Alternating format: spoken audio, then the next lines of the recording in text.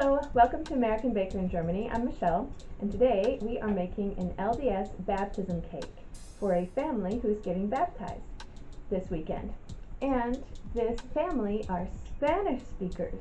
I do not speak Spanish, so please be kind about any judgments of my Google Spanish translations, and I really hope that I spelled everything correctly.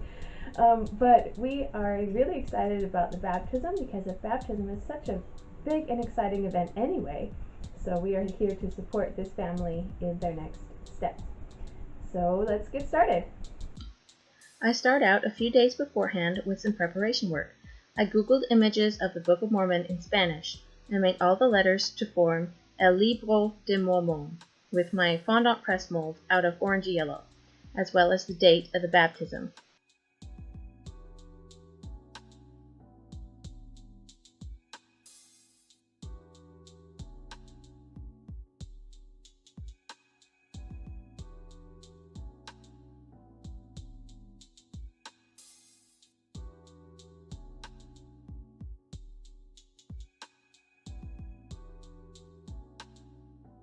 Then I googled congratulations in Spanish and it came up with felicidades, which I sincerely hope is right. I rolled out my orangey yellow and cut out the letters to form felicidades with my tappet alphabet. It doesn't cut all the way through fondant, so I had to help it along with my knife. I set them aside and let them dry for 2 days.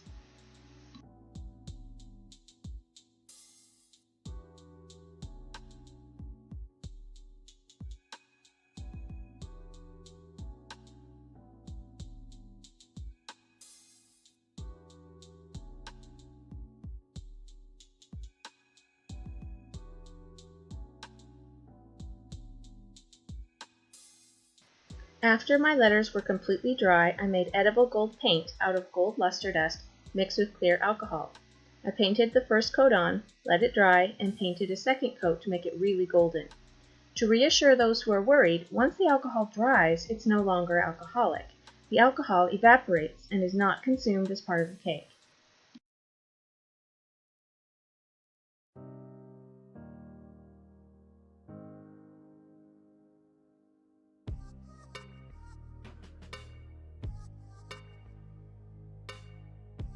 Then, to keep my cake board clean and to protect the cake from the glitter paper that is not food safe, I covered the cake board in plastic wrap, securing it with tape on the back.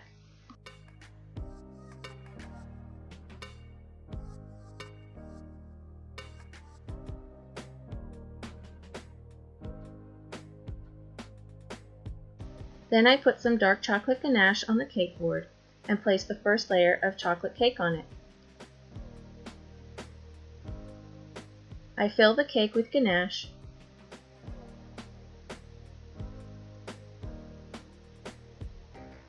and place the second layer on the first. Then I frost the cake with chocolate ganache. At one point I found a stray piece of chocolate that hadn't been melted completely when making the ganache. I picked it out of the frosting and filled in the gap with more ganache.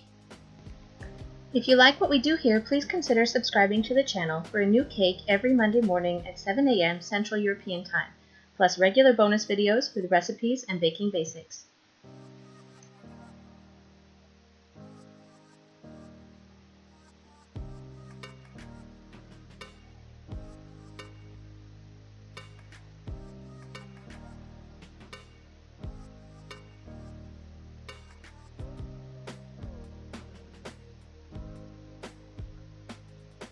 Then I cleaned up my cake board with a wet rag and chilled the cake for half an hour.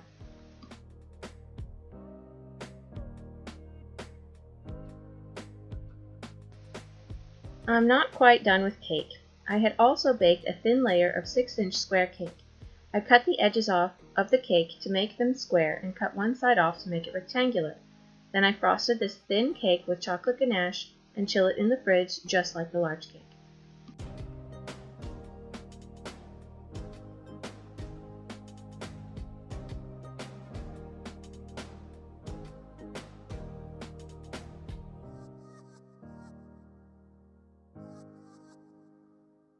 In looking through my fondant, I realized that I didn't have nearly as much white fondant as I thought I did, so I mixed all the package of white together that I could find, about 400 grams from an open package, 100 grams from a new package, and 250 grams of vanilla fondant from a new package, which is more ivory than white and was quite hard.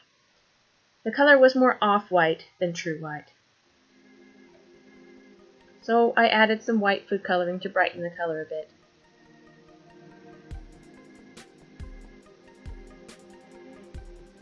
Then I set the fondant aside. I also wanted some dark blue fondant for the book cake, so I mixed some light blue fondant with a touch of black to darken it. My 5-year-old helped me knead it, but it mostly just turned into a blue-gray color.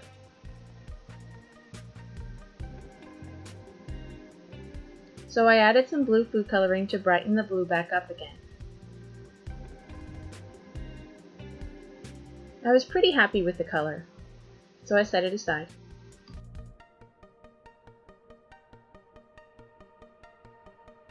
I got the cake out of the fridge and rolled out the white fondant nice and big.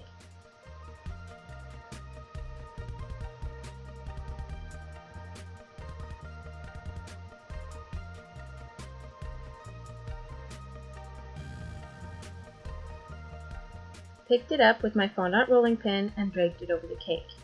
I smoothed the fondant with my fondant smoother and my hands and cut off the excess with a knife.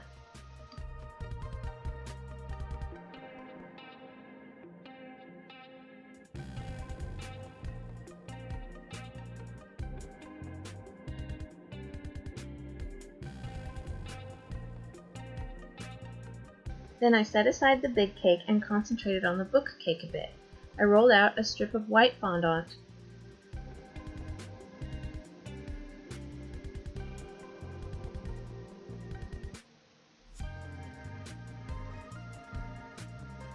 and cut it to the height I needed to cover the sides of the book cake.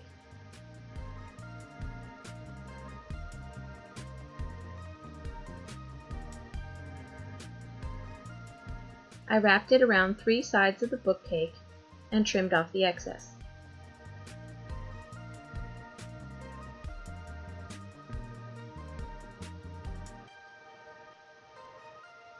Then I rolled out some of my blue fondant.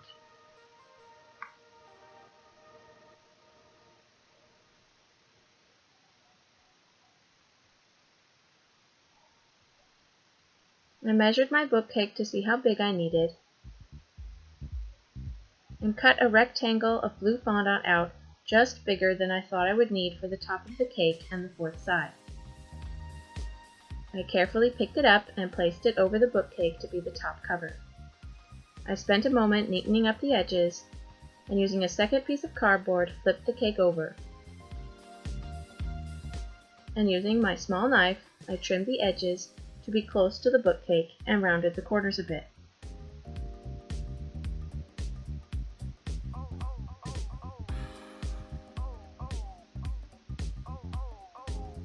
I also cleaned up the stray ganache with the knife. Then I flipped the book back over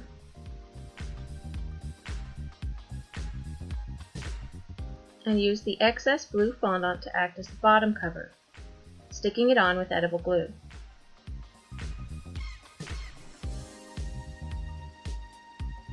I trimmed the bottom cover to be about the same size as the top cover and rounded the corners.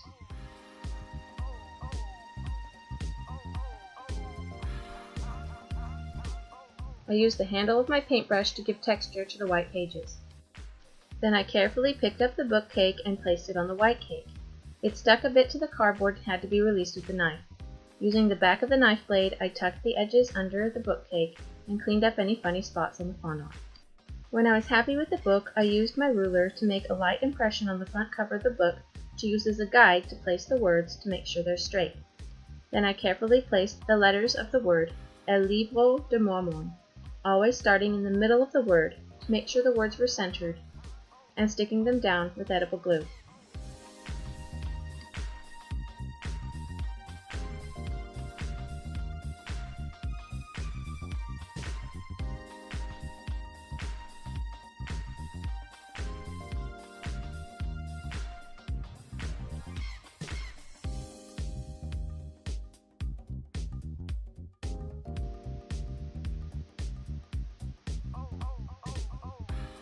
It looked very close to the Google image I had looked up.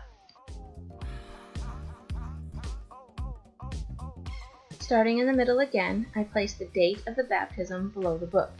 The date is day/month/year, which is typical order in Europe. I tried to touch the letters as little as possible to keep from getting gold on the white fondant.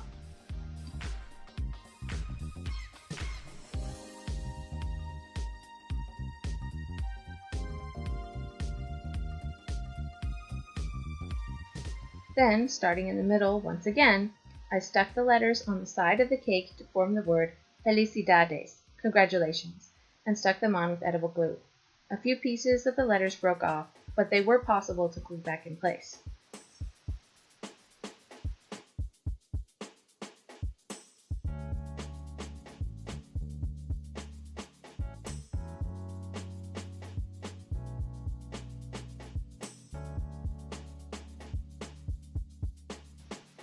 At this point, I took a break and put the cake back in the fridge to allow the fondant to stabilize so the letters don't slide down the side of the cake anymore.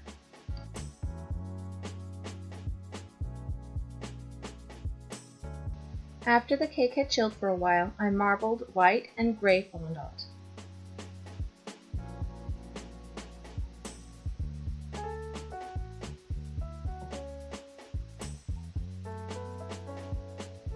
And rolled it out.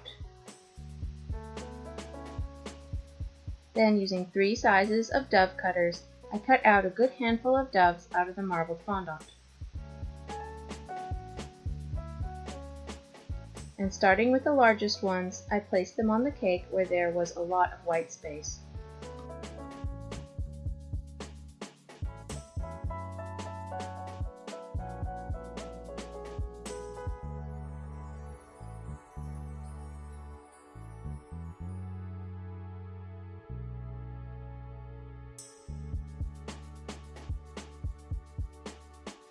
I debated using silver or gold sugar pearls, but the gold wasn't the same color as the words, so I decided on silver in the end, and glued them on around the bottom of the cake with edible glue.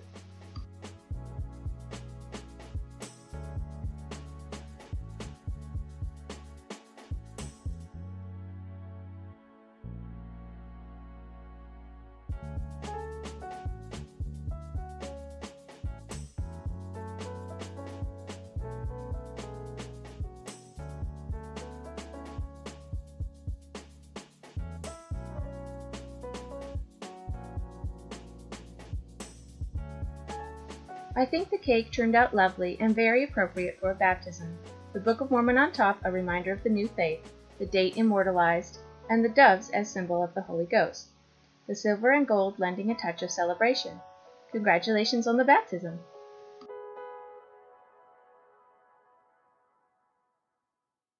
You need to get this mixed in, so let me just finish it, okay? Okay, and then a little bit of Definitely needs more blue, because this is a little bit grayish, yucky looking, don't you think? yeah, and a little bit of blue coloring. Yeah. Blue coloring. Yeah. Now I want to get on the table. No, Natalie, you can't get on the table, but I'm going to on my knees I'm gonna because have to. I'm a little bit low. Nelly, There we do you go. love me? Sabrina, can you wash this off for me? Wash that Because I just got blue food coloring all over it. Do not touch the white fondant. Stay away from there. There you go. Like that? Try this. Wet. Okay? You wipe it all up? Okay. I hate getting it on my hands. Oh well. Can't have everything. Go ahead and get my hands all blue. Be like, what did you do today? Blue?